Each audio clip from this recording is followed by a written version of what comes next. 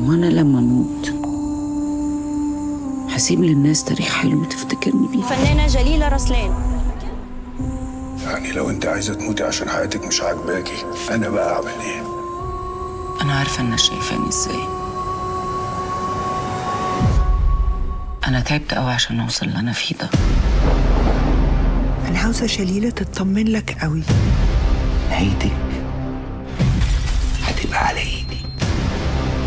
انت السبب في كل حاجة وحشة بتحصل في حياتي. مش عايز يجي اليوم اللي اتكسف اقول انك اختي. انا بكرهها. هيصحش يا فنانه. هي وصل بيها الحال انها تنكرني قدام الناس. بدر ده لقيته معاه قربت خلاص. عقلك خف انت الرب. أنا مش عايزة أتوجع يا بدر، أنا عايزة أروح في هدوء. وننسى اللي كان على MBC مصر. رمضان يجمعنا.